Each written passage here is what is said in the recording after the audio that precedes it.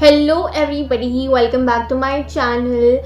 Today we're going to be studying acid, bases and salts. I hope अभी तक जितनी भी चीज़ें हैं वो सब तुम लोग रिवाइज कर चुके हो.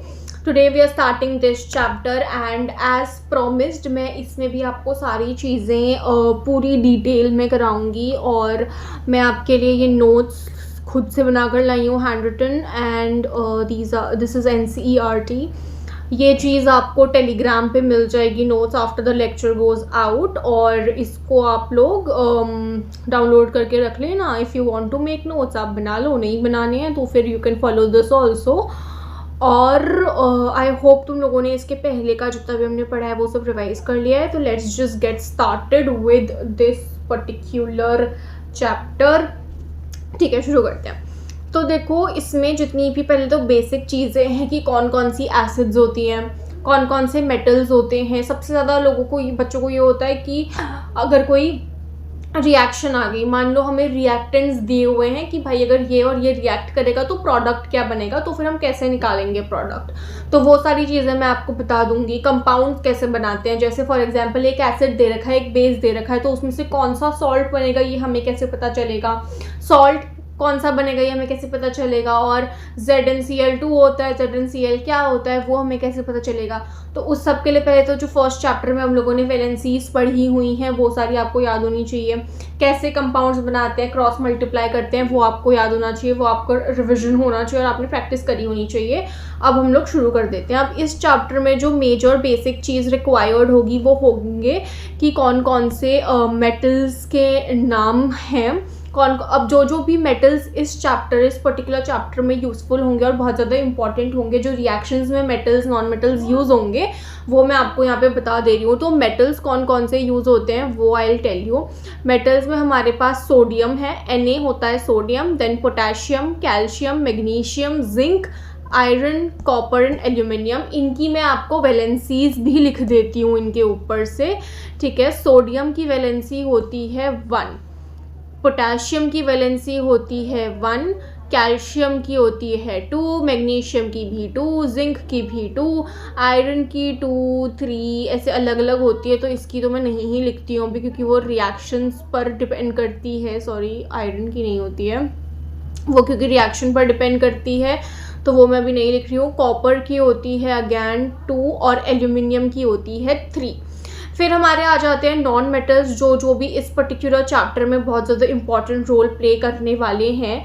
उसमें आ जाता है हमारा hydrogen, oxygen, chlorine, sulphur, carbon, nitrogen, phosphorus. इनकी भी मैं वैलेंसीज लिख ही देती हूँ. हाइड्रोजन की 1 होती है, ऑक्सीजन की 2 होती है, क्लोरीन की 1 होती है.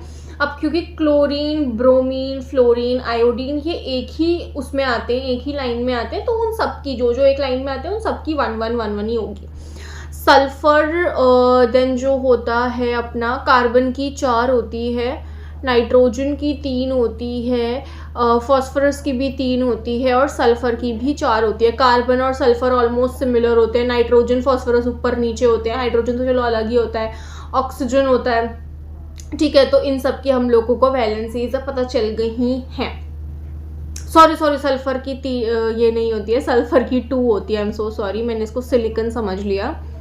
सल्फ़र की 2 होती है क्योंकि वो ऑक्सीजन के नीचे होता है. ठीक है, तो सल्फर की 2 और कार्बन के नीचे सिलिकॉन होता है. सॉरी, तो सिलिकॉन की भी 4 हो जाती है, बट यहाँ पे वो इतना इंपॉर्टेंट नहीं है. नाइट्रोजन, फॉस्फोरस ऊपर नीचे होते हैं. फ्लोरीन, क्लोरीन, ब्रोमीन, आयोडीन ये होते हैं. फ्लोरीन भी कहीं कहीं पे आ सकता है. ठीक है, तो अब क्या है, एक इम्पॉर्टेंट पॉइंट है कि जितने भी एसिड्स होंगे ना उन सब एसिड्स में हाइड्रोजन होता ही होता है. जितने भी आप एसिड्स देखोगे एटलीस्ट जो आपके लिए इंपॉर्टेंट है उन सब में तो हाइड्रोजन होगा ही. तो हाइड्रोजन एक इंपॉर्टेंट कंपोनेंट है कि जितने भी एसिड्स होंगे उनमें हाइड्रोजन तो मिलेगा ही. लेकिन कोई भी कंपाउंड है उसमें हाइड्रोजन दिख जा रहा है, इसका मतलब ये नहीं कि वो सारे कंपाउंड एसिड्स हैं. तो ये इंपॉर्टेंट लाइन होती है कि जितने भी एसिड्स हैं they contain hydrogen. Okay, all the acids contain hydrogen but not all hydrogen compounds are acids. ठीक है। पर हाइड्रोजन वाले जितने कंपाउंड्स होते हैं वो एसिड्स नहीं होते हैं। अब ये वाली जो एसिड्स हैं, जितनी भी यहाँ पे मैंने नाम लिखे हुए हैं, वो सारे आपको याद होने चाहिए बेटा। ये कहीं पे भी आपको लिखा हुआ नहीं मिलेगा इन द चैप्टर और कहीं पे। ये मैं बस वो एक्स्ट्रा एडेड इन्फॉर्मेशन दे रही हूँ जो बच्चों को लगता है कि हमें तो पता ही नहीं है, और ये वाली सारी चीज़ें वो मैं आपको दे रही हूँ। जितनी भी एसिड्स इस चैप्टर में मेजर यूज़ होंगी वो सारी मैंने यहाँ पे लिखी हुई हैं आपको लोगों के लिए। इनके नेम्स और फॉर्मूलाज तो याद रख ही लेना, और कहाँ कहाँ ये मिलती है मेनली आपको पता ही होता है। लैक्टिक एसिड कर्ड में होता है, ये तो पता ही होना चाहिए। एसिटिक एसिड बेकिंग पाउडर में होता है, कार्बोनिक एसिड होता है सोडा में, और ये इनके नाम और फॉर्मूला क्या है वो तो आपको 100% पता होना चाहिए। हाइड्रोक्लोरिक एसिड, सल्फ्यूरिक एसिड और नाइट्रिक एसिड काफ़ी ज़्यादा इंपॉर्टेंट है। अब ना एसिड्स भी दो तरीके के होते हैं, एक तो होते हैं मिनरल एसिड्स, एक होते हैं ऑर्गेनिक एसिड्स। ठीक है, तो मिनरल एसिड्स क्या होते हैं? मिनरल एसिड्स हमें मिनरल्स से या माइंस से मिलते हैं, और ऑर्गेनिक एसिड हमें लिविंग कंपोनेंट से मिलते हैं। जैसे मान लो प्लांट से मिल जाएंगे, एनिमल से मिल जाएंगे। तो जो भी हमें लिविंग सोर्स से एसिड्स मिलते हैं वो ऑर्गेनिक एसिड्स होते हैं, जैसे कि प्लांट्स और एनिमल से जो मिलते हैं। और जो माइंस से मिलते हैं वो हमारे मिनरल एसिड्स होते हैं। जनरली ये देखा जाता है, मोस्टली ये हो, हमेशा ये हो कंफर्म नहीं है, कभी कभी एक्सेप्शंस आ जाते हैं क्योंकि नई नई चीज़ें डिस्कवर होती रहती है। बट जनरली ज़्यादातर मिनरल एसिड्स स्ट्रॉन्ग होते हैं। जो ऑर्गेनिक एसिड्स होते हैं, जो फ्रूट, किसी वेजिटेबल, किसी प्लांट से या किसी ट्री से, किसी एनिमल से निकाले जाते हैं, वो ऑर्गेनिक एसिड्स जो होते हैं वो यूजुअली वीक होते हैं। जो मिनरल एसिड्स होती हैं वो कोरोसिव होती हैं। कोरोसिव मतलब डिस्ट्रक्शन कॉज करती है, कहीं पे पड़ जाए तो उस सरफेस को, जैसे स्किन पे पड़ जाए तो वो ख़राब कर सकती है। बट जो ऑर्गेनिक एसिड्स है, जैसे लैक्टिक एसिड है, लैक्टिक एसिड एक ऑर्गेनिक एसिड है क्योंकि कर्ड में भी होता है। And then also citric acid fruits में होता है, जो खट्टे फ्रूट्स होते हैं तो वो हमारे हाथ पे पड़ जाए तो उसे खाते भी हैं तो वो सेफर होता है। अब सॉरी सेफर नहीं, वो मतलब कम लेसर वो होता है, वो उतना ज़्यादा कोरोसिव नहीं होता। अब यही है जो मैंने सेफ वाली बात बोली। ज़रूरी नहीं है कि जितने ऑर्गेनिक एसिड्स हों वो सारे सेफ हों। ऑर्गेनिक का मतलब सेफ नहीं होता है। यूजुअली हम कहते हैं ऑर्गेनिक वेजिटेबल्स है, ऑर्गेनिक फूड है, तो वो सेफ फूड माना जाता है। बट एसिड्स के केस में अगर नाम ऑर्गेनिक है तो इसका मतलब ये नहीं है कि वो सेफ ही हो। और मिनरल एसिड्स का मतलब ये नहीं है कि वो एसिड आर्टिफिशियल होते हैं, नेचुरली अकरिंग ही होते हैं, बट वो माइंस से मिलते हैं। और ऑर्गेनिक का मतलब सेफ नहीं समझना है। तो ये एसिड्स, ये मेटल्स, नॉन मेटल्स के नाम, इनकी वैलेंसीज, ये सारी चीज़ें आपको याद रख लेनी है। देन सिमिलरली ये बेसिस के नाम आपको याद रख लेने हैं। देन यहाँ पे कुछ कुछ एल्कलीज दिए हुए हैं। अब बेस और एल्कली में भी बहुत ज़्यादा कन्फ्यूजन होता है। बेस और एल्कली ऑलमोस्ट सेम होते हैं, बस उसमें थोड़ा सा डिफरेंट होता है। जो एल्कलीज होते हैं ना वो भी होते बेस ही है, मतलब बेस एक ब्रॉड टर्म है। ठीक है, बेसिस जो है एक ब्रॉड टर्म है। जैसे ह्यूमंस एक ब्रॉड टर्म है, देन मेल एंड फीमेल उसके अंदर हमने अलग अलग करे हुए हैं on the basis of characteristics. तो सिमिलरली जो बेसिस है वो एक ब्रॉड टर्म है। उन बेसिस के अंदर जो जो ऐसे बेस हैं जो पानी में डिजोल्व हो जाते हैं वो वाले बेसिस एल्कली होते हैं, और जो नहीं डिजोल्व होते हैं वो एल्कलाइन नहीं होते हैं। तो एल्कलाइंस जो है स्पेशल टाइप ऑफ बेसिस होते हैं, और ये वो वाले बेसिस होते हैं जो कि वाटर में सॉल्यूबल हैं।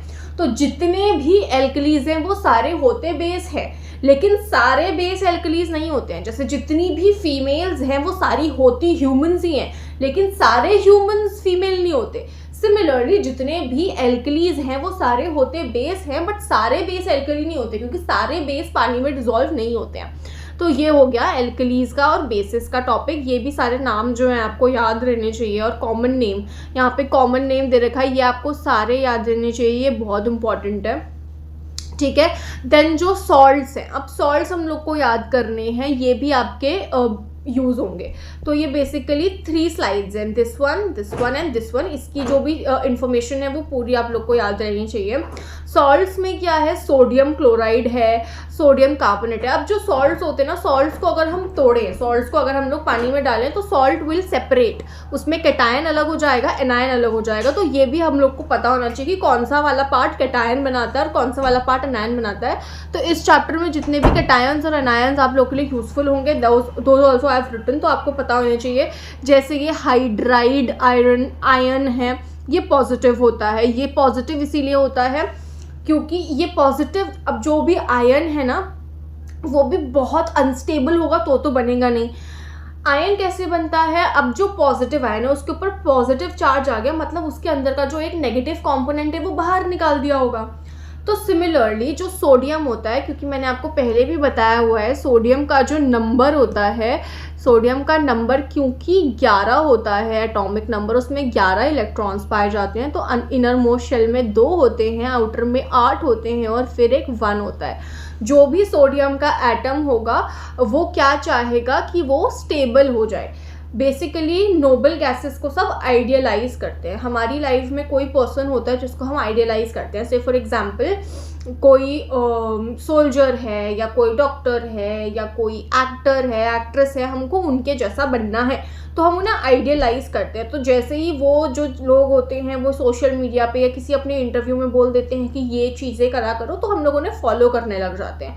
तो सिमिलरली जितने भी और एलिमेंट्स होते हैं वो सब नोबल गैसेस को आइडियलाइज करते हैं। तो वो नोबल गैसेस जैसा बनना चाहते हैं, तो उनको जो भी मौका मिलता है बनने का वो वैसा बनना चाहते हैं। तो नोबल गैसेस क्या होती है, नोबल गैसेस का ऑक्टेट कंप्लीट होता है। उनके जो आउटर मोस्ट शेल है उसमें 8 इलेक्ट्रॉन होते हैं। तो बाकी जितने भी एटम्स हैं, बाकी जितने भी एलिमेंट्स हैं, उनको वैसा बनना होता है। तो वैसा बनने के लिए वो अपना ईजीएस्ट स्टेप फॉलो करते हैं। जितनी कम एनर्जी में वो काम हो जाए उतनी कम एनर्जी लगाते हैं। ठीक है, स्मार्ट वर्क करते हैं वो, हम लोगों के जैसे नहीं होते हैं।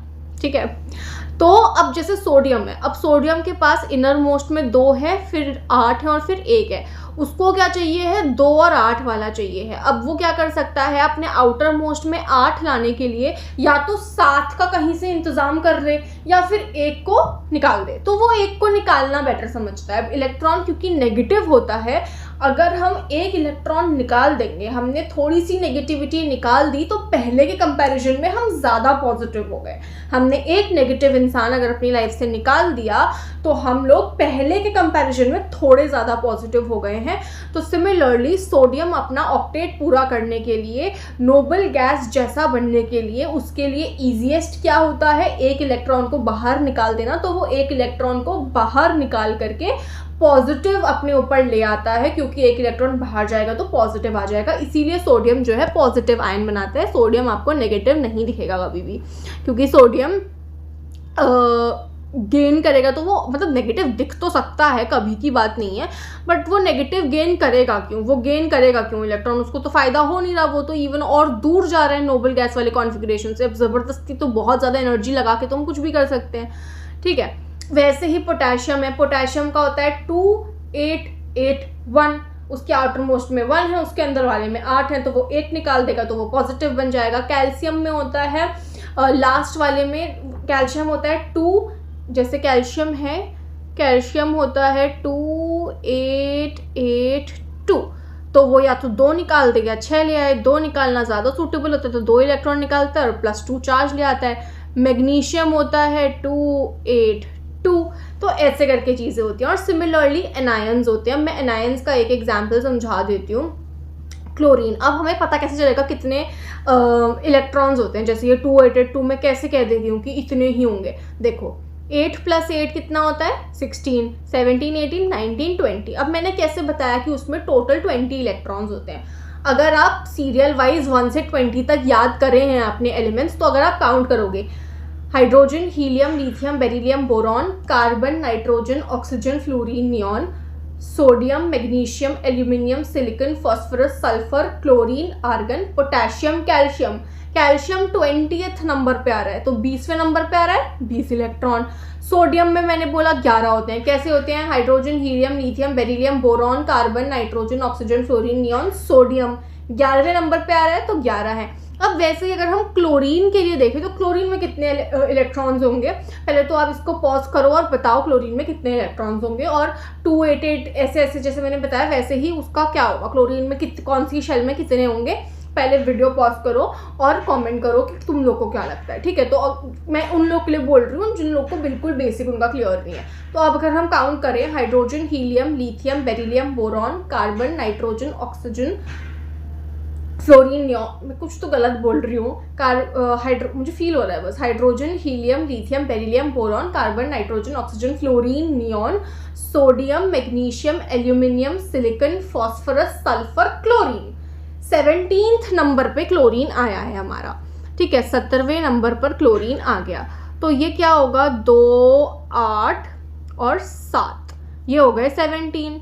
अब इसके आउटर मोस्ट में 7 है, या तो ये 7 निकाल दे या ये 1 गेन कर ले। तो इसके लिए 1 गेन करना ज़्यादा फीजिबल होगा। अब ये एक और नेगेटिविटी गेन कर रहा है, एक नेगेटिव चीज़ और ले आ रहा है अपने अंदर, तो इसके ऊपर नेगेटिव साइन आ जाएगा। हम अपनी लाइफ में ऑलरेडी इतनी नेगेटिविटी है, एक नेगेटिव पर्सन और ले आए तो हमारे सर पे नेगेटिविटी घूमने लगेगी, तो हमारे ऊपर नेगेटिव चार्ज आ जाएगा। सिमिलरली क्लोरीन के ऊपर आता है। तो आयंस कैसे होते हैं मैंने वो भी आप लोगों को बता दिया। ये सारे आयंस जो हैं याद रख लेना। ये नाइट्रेट आयन होता है, ये सल्फेट आयन होता है, ये कार्बोनेट आयन होता है, ये हाइड्रोजन कार्बोनेट आयन होता है। अब जो ये चार्जेस हैं इसके ऊपर ये भी याद रखना कि सल्फेट के ऊपर कौन सा चार्ज होता है, नाइट्रेट के ऊपर कौन सा चार्ज होता है, कार्बोनेट के ऊपर कौन सा चार्ज होता है। और जो हमारी फर्स्ट चैप्टर में मैंने नोट्स प्रोवाइड किए थे उनके अंदर मैंने वैलेंसीज वाली एरिया में लिखा भी था कि नाइट्रेट, सल्फेट, कार्बोनेट्स, इन सब की वैलेंसीज क्या होती हैं। अब सॉल्ट्स अगर हम देख लें तो सॉल्ट्स देन एसिड और बेस को मिला करके बनते हैं। अब सॉल्ट्स का भी ना नेचर होता है, या तो सॉल्ट न्यूट्रल हो सकता है, या एसिडिक हो सकता है, बेसिक हो सकता है।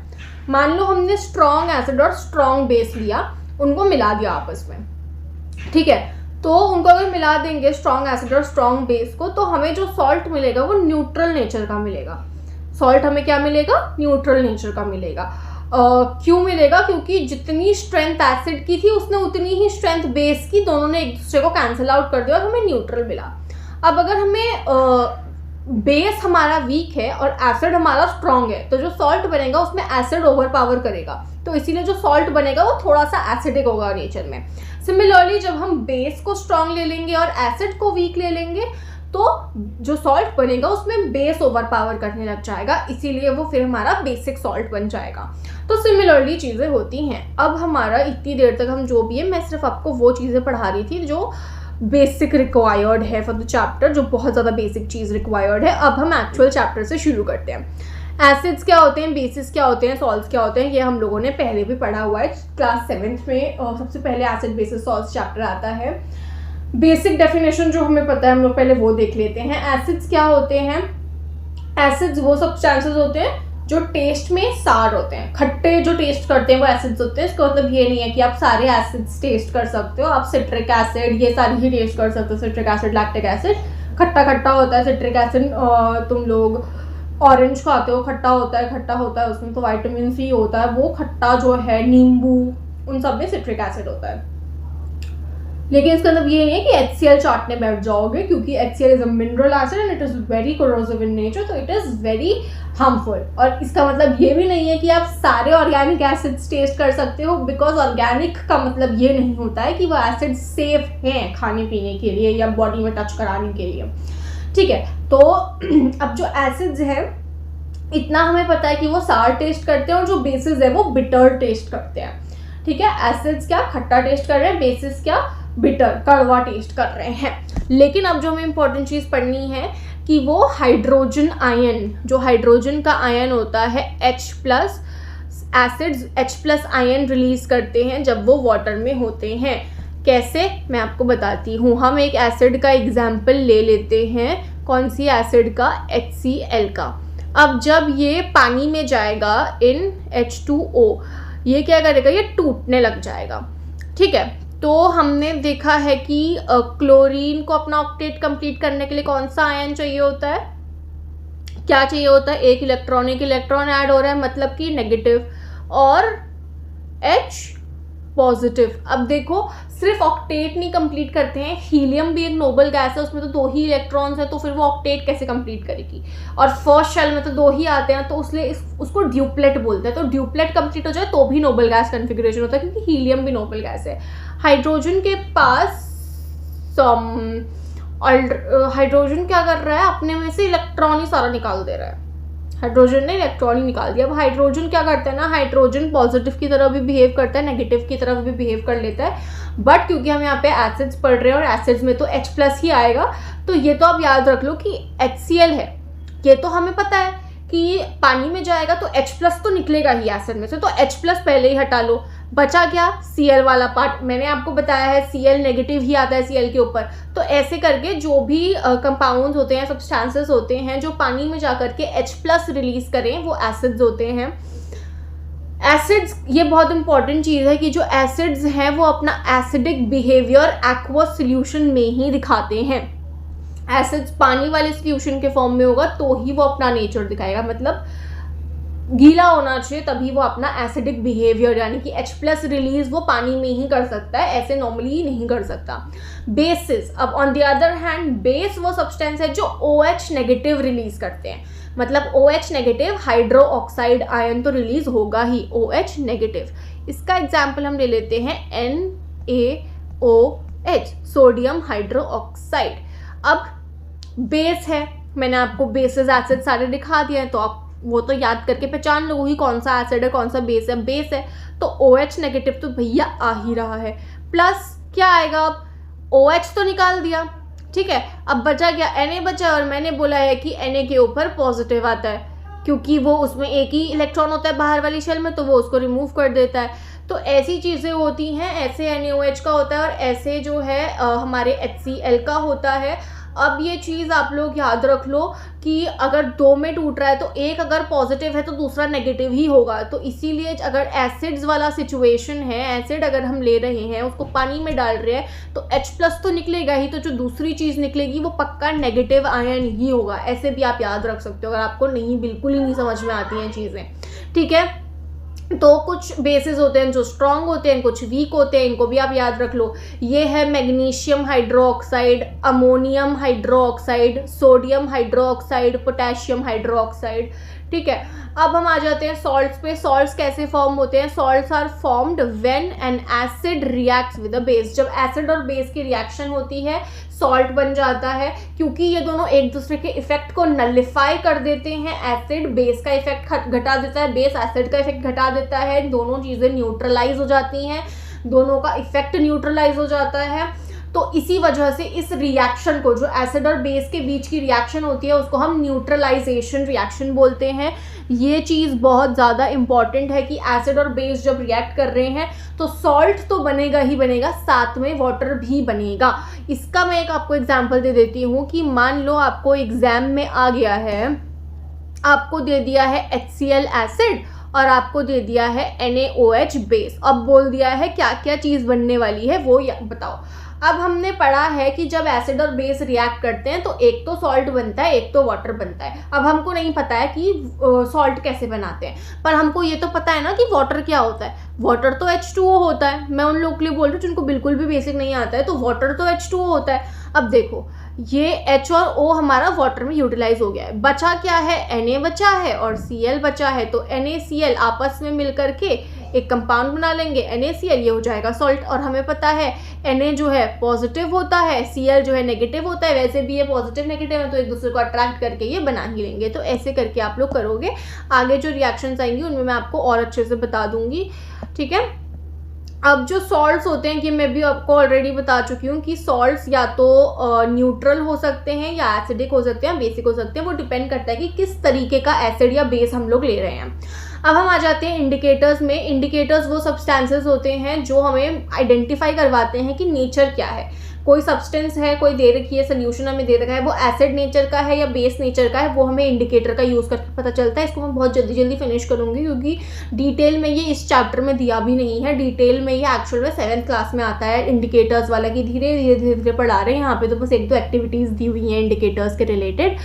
तो ये ऐसा नहीं बताते कि कितना स्ट्रॉन्ग एसिड है या कितना वीक एसिड है या कितना स्ट्रॉन्ग बेस है, ये नॉर्मल इंडिकेटर्स नहीं बताते हैं। यूनिवर्सल इंडिकेटर बताता है, बट ये वाला इंडिकेटर जो नॉर्मल इंडिकेटर्स होते हैं वो नहीं बताते हैं।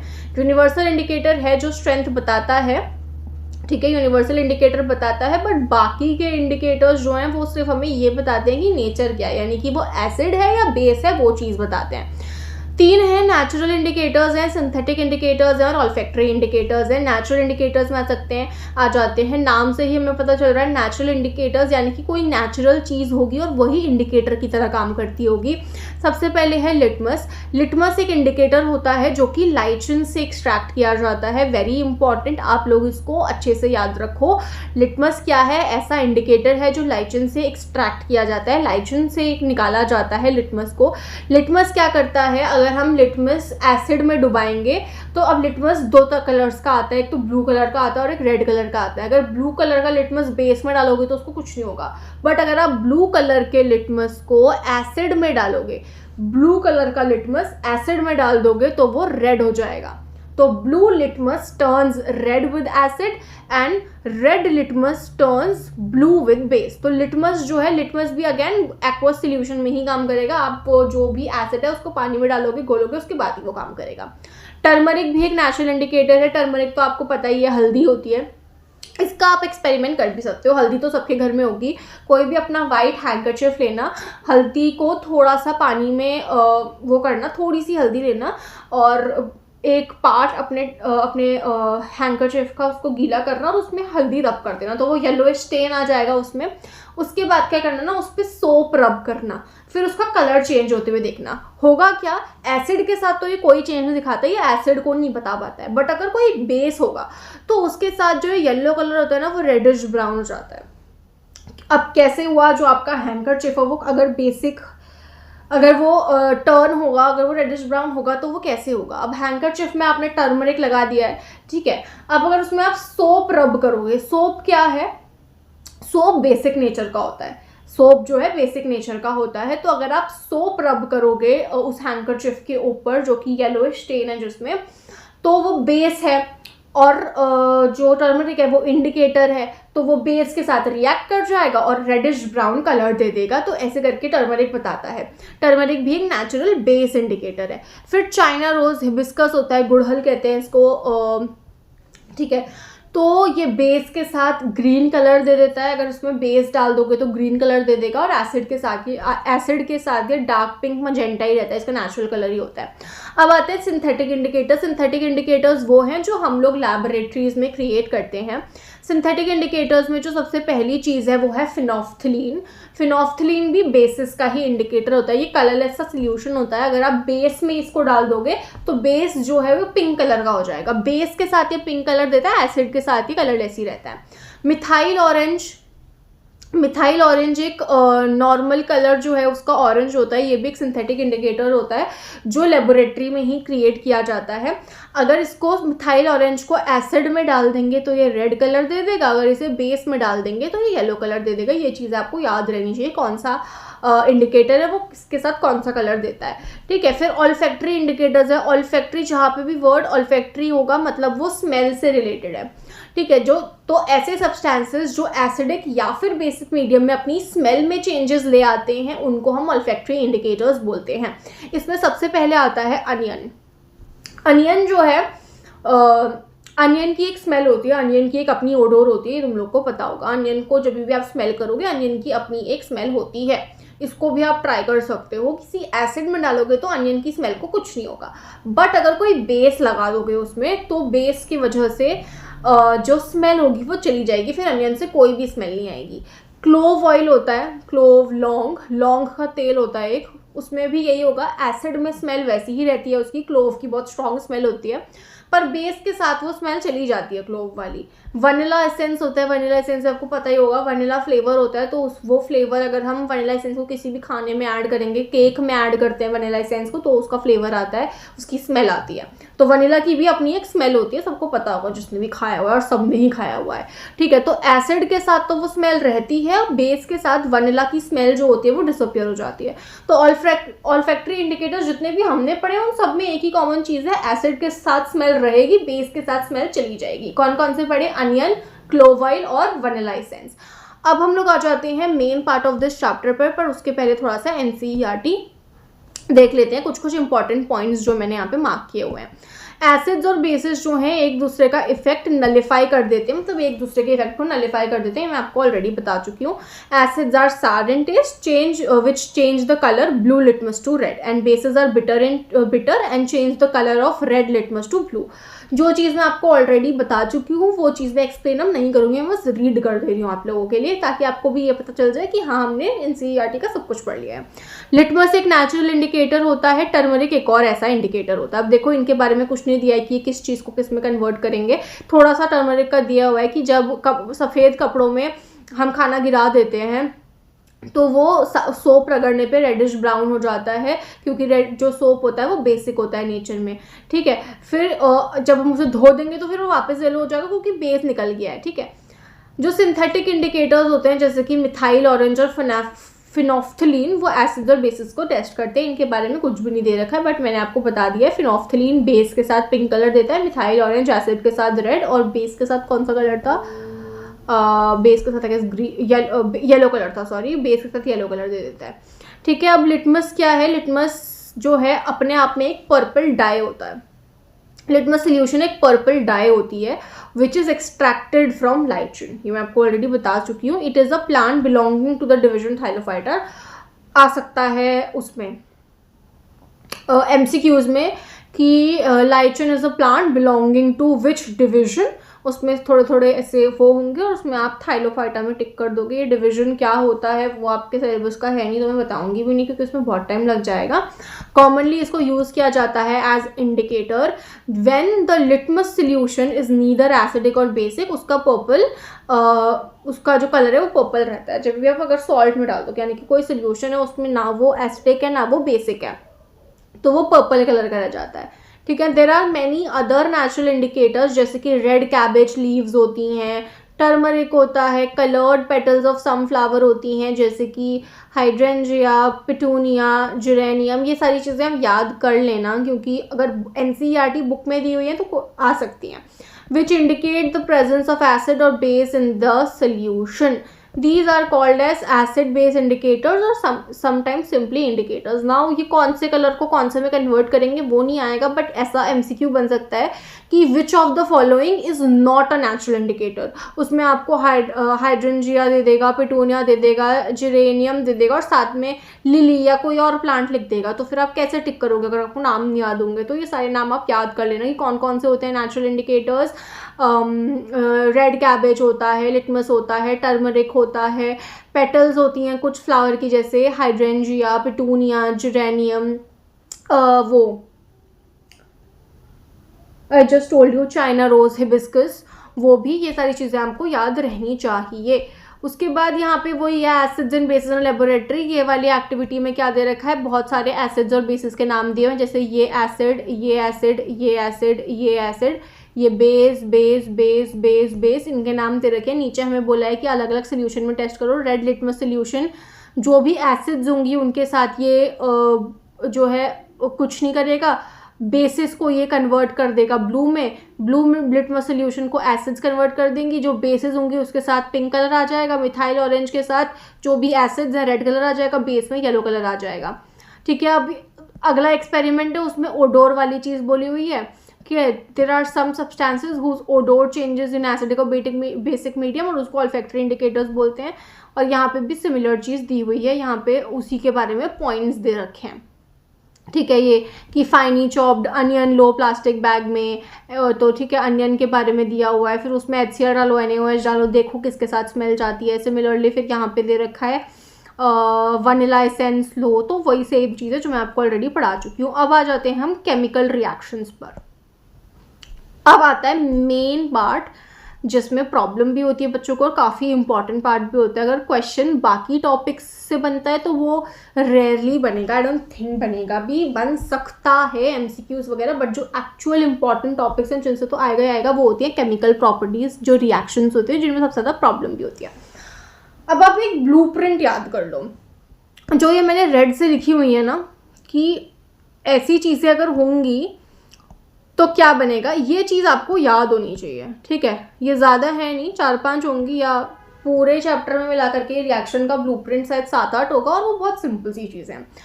अगर कोई भी एसिड है और कोई भी मेटल रिएक्ट कर रहा है, कोई भी एसिड है किसी भी मेटल के साथ रिएक्ट करेगा तो सॉल्ट और हाइड्रोजन ही बनेगा। This should be very clear in your mind. कुछ लोगों को ये क्वेश्चन होगा कि हम आइडेंटिफाई कैसे करेंगे कि मेटल और एसिड है। उसके लिए मैं आपको ऑलरेडी सोल्यूशन प्रोवाइड कर चुकी हूँ इन द स्टार्टिंग ओनली। जितने भी मेटल्स यूज़ होंगे और जितनी भी एसिड्स यूज़ होंगी मैं उनके नाम ऑलरेडी लिख चुकी हूँ, मेटल्स की वैलेंसीज मैं ऑलरेडी लिख चुकी हूँ। तो आपको जब भी कोई मेटल या एसिड दिखे तो आप आइडेंटिफाई कर लेना कि हाँ भैया ये वाली रिएक्शन हो रही है आपकी, ये वाली रिएक्शन हो रही है। और उसके बाद आप क्या करोगे, उसके बाद अगर ये ऐसी रिएक्शन है तो फिर सॉल्ट और हाइड्रोजन गैस भैया बनने वाली है। अब यहाँ पे एग्जाम्पल ले लिया है जिसमें हमने लिया है जिंक, लिया है एक एसिड H2SO4। तो पक्का से क्या बनेगा, एक तो ZnSO4 बनेगा और एक तो सॉल्ट बनेगा और हाइड्रोजन गैस निकलेगी ही निकलेगी। तो मैं आपको यहाँ पे दिखाती हूँ। मान लो आपको बस इतना दे रखा है कि एक जिंक है और एक H2SO4 दे रखा है एसिड। अब इसको भैया रिएक्ट करवा लो। हमें क्या पता है, हाइड्रोजन तो देखो बनना ही बनना है, ये तो हमें पता है। अब उसके साथ क्या बनेगा, सॉल्ट बनेगा। हमें दे रखा है जिंक, हमें दे रखा है SO4, ये दोनों का ही सॉल्ट बनेगा क्योंकि हाइड्रोजन तो उड़ जाएगा। जिंक की वैलेंसी हमको पता है 2 होती है, SO4 की वैलेंसी हमको पता है 2 होती है। मैंने प्रीवियस चैप्टर में स्लाइड्स में दे रखी हैं सबकी वैलेंसीज। अब हमें पता है अगर वैलेंसी दी है तो उनको साथ में कैसे कंबाइन करते हैं।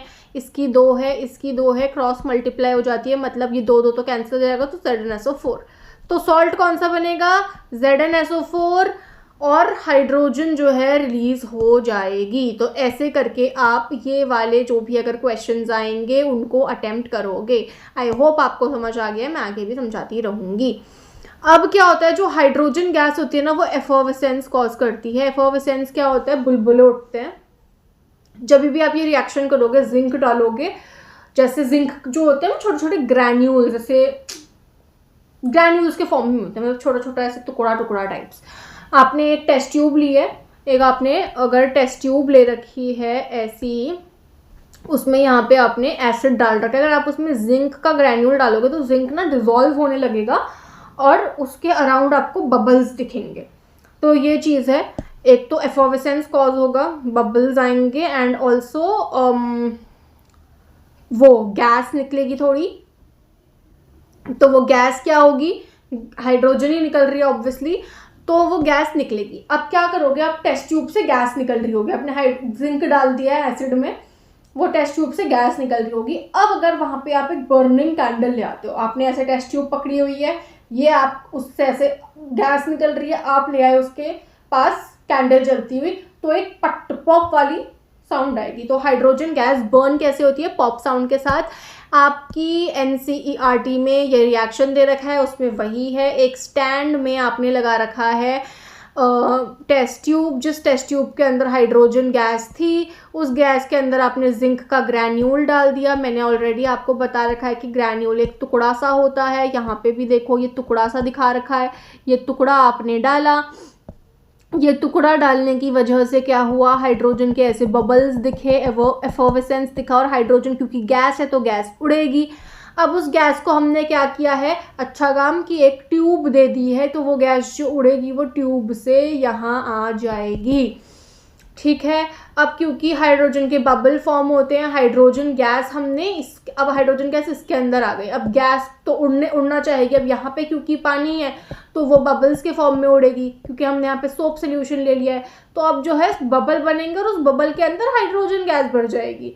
तो ये बबल्स जो उड़ेंगे ना, उनके अंदर हाइड्रोजन गैस होगी। जैसे फॉर एग्जाम्पल सोप का सोल्यूशन होता है ना, जो बबल्स का ऐसे वो लंबा सा मिलता है, उसको हम ऐसे खोलते हैं और ऐसे फू करते हैं।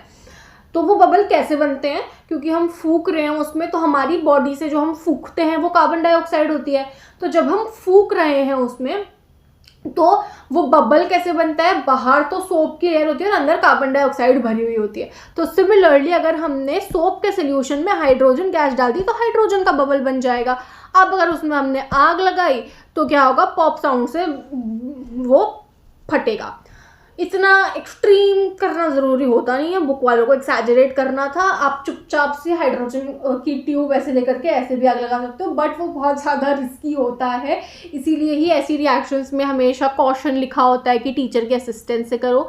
भैया हमारे तो टीचरों ने ऐसे ही दिखा दिया था, हमें ऐसे ही हाथ से करके, हमें नहीं करने दिया था वो अलग बात है, बट उन लोगों ने कर दिया था। बट ये आप लोगों को भी नहीं करना है, it is a risky thing, क्योंकि कई बार टेस्ट ट्यूब्स भी फट जाती हैं। तो इसीलिए इन लोगों ने ये स्टैंड वैंड ले रखा है, बबल के फॉर्म में ऊपर ला रहे हैं ताकि एक बड़ा एक्सप्लोजन ना हो। इस रिएक्शन में कंप्लीटली यही दे रखा है, और ये तो मैंने आपको ऑलरेडी दिखा दिया कि एसिड और मेटल जब रिएक्ट करते हैं तो सॉल्ट और हाइड्रोजन मिलता है। ऐसी ही बस इन लोगों ने चीज़ें दिखा रखी हैं यहाँ पे। ठीक है। अब दूसरी रिएक्शन हुआ है जिंक के साथ, हम लोगों ने क्या ले लिया, एक और दूसरी एसिड ले ली कोई। तो अब इसका बता देती हूँ मैं, ये लास्ट में है जो मैं पूरा डिटेल में ऐसे एक एक चीज़ लिख के बता रही हूँ कि कौन सा सॉल्ट बनेगा, वो कैसे बनेगा। हर में सब में मैं नहीं बता सकती ऑब्वियसली, क्योंकि हमारे पास लिमिटेड टाइम होता है, क्योंकि हम ऑलरेडी बहुत लेट स्टार्ट कर रहे हैं। बट स्टिल क्योंकि I want to teach from basic, तो इसलिए मैं करा रही हूँ। अब देखो जिंक है, अरे यार हाँ, जिंक है और वो रिएक्ट कर रही है किससे, HCl से। हमें क्या पता है, H2 गैस तो निकलेगी ही निकलेगी। अब हमारे पास क्लोरीन है, जिंक है। जिंक की वैलेंसी कितनी होती है, 2। क्लोरीन की वैलेंसी होती है 1। हमें पता है क्रॉस मल्टीप्लाई हो जाता है तो ZnCl2 हमारा सॉल्ट बन गया, प्लस साथ में हाइड्रोजन उड़ गई। ऐसे करके ऐसी ये वाली रिएक्शंस होती हैं। अब आ जाते हैं हम मेटल कार्बोनेट पे। कोई भी एसिड जब किसी मेटल कार्बोनेट से रिएक्ट करती है तो salt plus CO2 plus H2O बनता है। मेटल कार्बोनेट कैसे पहचानोगे, मेटल कौन कौन से होते हैं वो आपको पता है। मेटल आपको पता है जिंक होता है और ये सारे मेटल्स होते हैं, ठीक है। जिंक होता है, मेटल होते हैं। कार्बोनेट होता है CO3, इतना याद रखना, कार्बोनेट होता है CO3 और इसकी वैलेंसी होती है 2। CO3 और इसकी वैलेंसी होती है 2, याद रखना। जितने मेटल्स थे और उनकी वैलेंसी तो मैंने आपको बता दी। कार्बोनेट होता है CO3, उसकी वैलेंसी होती है 2। अब अगर हमें जिंक कार्बोनेट दे रखा है, क्वेश्चन में दे रखा है zinc carbonate reacts with acid, चलो एसिड का नाम दिया होगा, अब एसिड के तो मैंने सारे नाम बता दिए। अब जिंक कार्बोनेट कैसे लिखोगे, ठीक है, ZnCO3 होगा या Zn2CO3 होगा या ZnCO3(2) होगा। अब आपको क्या क्या पता है, आपको ये तो पता है मेटल्स कौन कौन से होते हैं और मेटल्स की वैलेंसीज कौन कौन सी होती है। कार्बोनेट की मैंने आपको अभी बता दी। अब अगर जिंक कार्बोनेट लिखा है तो आप जिंक लिखो, कार्बोनेट लिखो। कार्बोनेट की वैलेंसी 2, जिंक की वैलेंसी 2। तो अब अगर ये क्रॉस मल्टीप्लाई होंगे तो ऑब्वियस सी बात है 2 कैंसिल आउट हो जाएगा, तो ZnCO3 मिल जाएगा हमें। अब सिमिलरली अगर आपको दे रखा है मेटल कार्बोनेट है, ठीक है, तो अगर आपको दे रखा है एल्यूमिनियम कार्बोनेट, ठीक है, अब वो होता है कि नहीं होता है, कहाँ मिलता है, कैसा मिलता है, उस पर मत जाओ, मैं बस आपको एग्जाम्पल समझाने के लिए बता रही हूँ कैसे होगा। मान लो आपको एल्यूमिनियम कार्बोनेट दे रखा है, आपको ऑलरेडी पता है कार्बोनेट की वैलेंसी होती है 2, एल्यूमिनियम की वैलेंसी होती है 3। इसको यहाँ, इसको यहाँ, ठीक है। Al तो 2 हो गया है, अब कार्बोनेट में CO3 में 3 आना है। अब क्योंकि ये 3 अलग अलग चीज़ें तो पूरे में 3 मल्टीप्लाई करना है, तो ऐसे आ जाएगा। तो ऐसे करके आप चीज़ें बनाते हो, ठीक है। तो मेटल आपको पहचान, एसिड्स आपको पहचानने आते हैं। मेटल कार्बोनेट अब आपको पहचानना आ गया कि मेटल होगा और कार्बोनेट वाला पार्ट होगा। तो जब भी कोई एसिड मेटल कार्बोनेट से रिएक्ट करेगा तो हमें एक सॉल्ट मिलेगा और CO2 और H2O तो मिलेगा ही मिलेगा। तो जब भी आपको एसिड और कार्बोनेट दिखा हुआ है पहले ही H2O और CO2 लिख दो, वो दोनों तो बन ही रहेगा, फिर हमें सॉल्ट फिगर आउट करना है। तो अब हम लोग एक रिएक्शन देख लेते हैं, ये वाली मैं आपको अच्छे से डिटेल में बता देती हूँ, ठीक है। अगर HCl है, ये एक एसिड दे रखा है और हमें दे रखा है, क्वेश्चन में लिखा हुआ है if hydrochloric acid reacts with sodium carbonate what products will be formed, ये क्वेश्चन में दे रखा है। हाइड्रोक्लोरिक एसिड आपको पता है HCl होता है, फिर हमें दे रखा है सोडियम कार्बोनेट। सोडियम हमें पता है Na होता है, कार्बोनेट हमें पता है CO3 होता है, तो क्या होगा, ये NaCO3 होगा, Na2CO3 होगा, पता नहीं क्या ही होगा।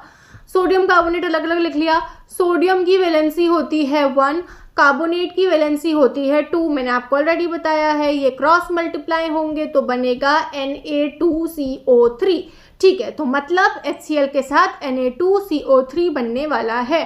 फिर आपको याद आएगी, मैंने वीडियो देखी थी अक्षता की अकैडशिता चैनल पे, उसमें बताया था कि एसिड बन गया है हमारे पास मेटल कार्बोनेट आ चुका है। तो अब हम क्या करेंगे, पहले ही CO2 और H2O लिख देंगे कि भैया ये तो बनने वाले ही हैं। C, H और O हटा करके क्या क्या है हमारे पास, एक तो Na है और एक Cl है, ये तो हमें बहुत अच्छे से पता है। NaCl जहाँ पे भी होते हैं वो NaCl बना देते हैं।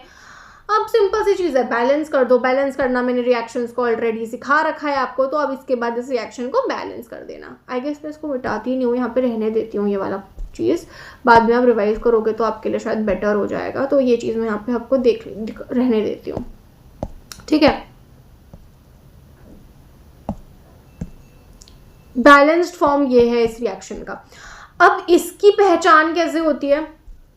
H2 में हमने देख लिया कि एफर्वेसेंस होता है और हाइड्रोजन गैस एक पॉप की साउंड के साथ बर्न होती है।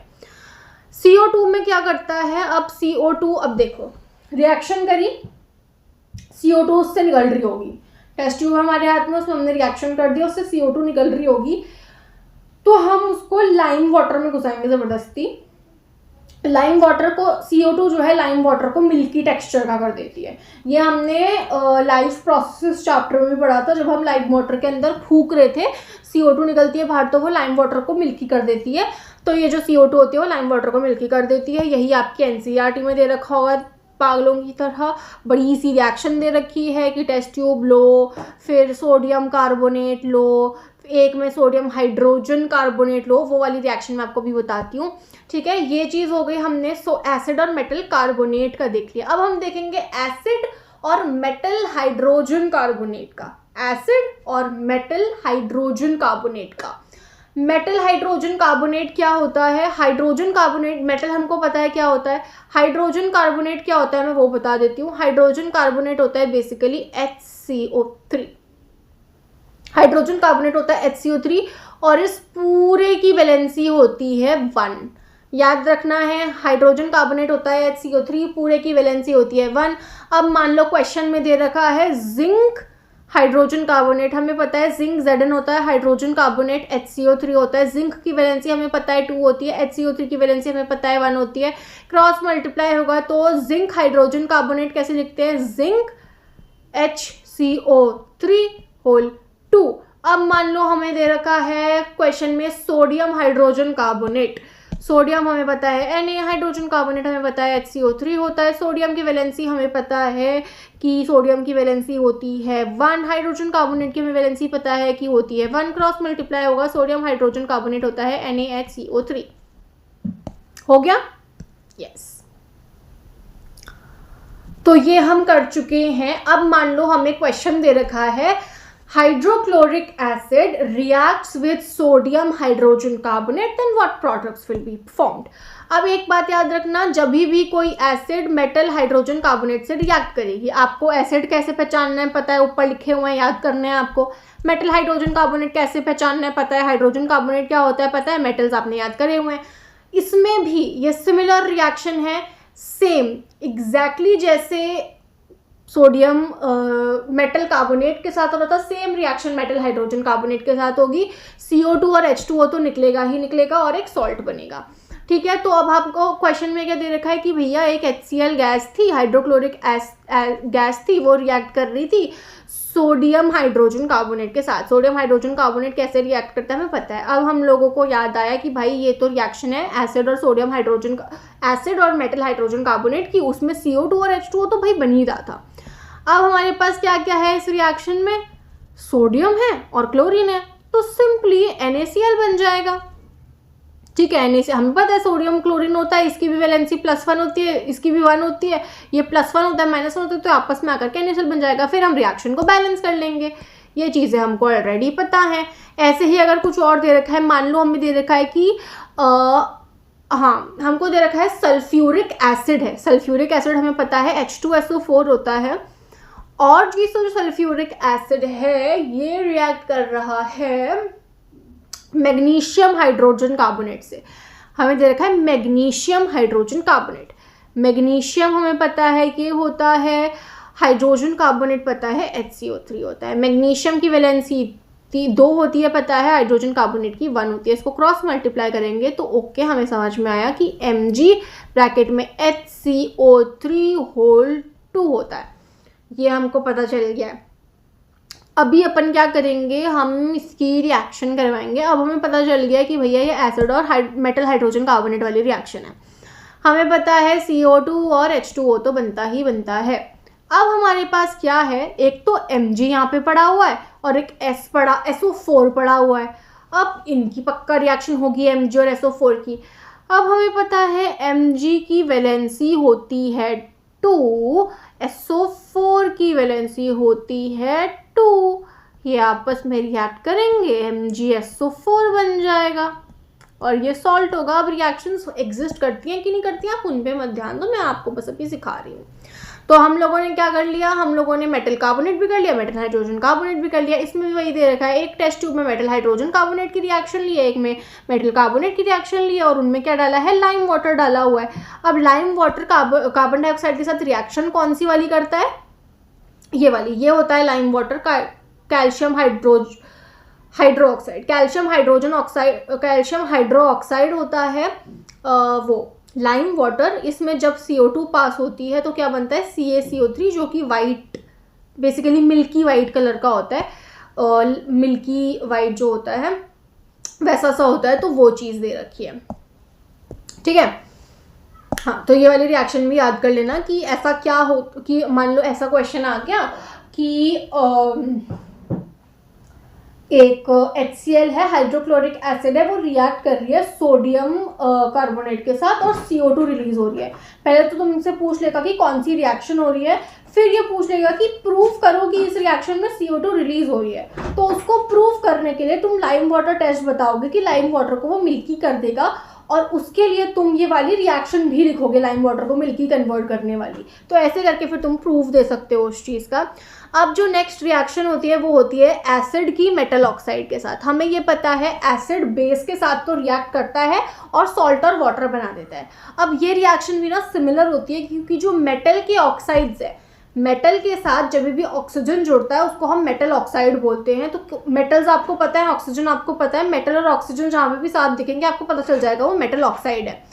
ये चीज़ याद रखनी है कि जो मेटल ऑक्साइड होता है वो बेसिक होता है और जो नॉन मेटल ऑक्साइड होते हैं वो एसिडिक होते हैं नेचर में। तो अब क्या है, मेटल ऑक्साइड तो हमें पता है कि बेसिक नेचर का है और एसिड्स तो चलो अलग है, ठीक है। तो अब ये एसिड हमारे पास आ गया, मेटल ऑक्साइड बेसिक है तो ये बेस है। अब हमें पता है एसिड्स और बेसिस की रिएक्शन होती है तो कौन सी होती है, न्यूट्रलाइजेशन रिएक्शन। न्यूट्रलाइजेशन रिएक्शन में क्या होता है, एसिड और बेस मिलकर के सॉल्ट और वाटर बनाते हैं, ये चीज़ें हमें पता है।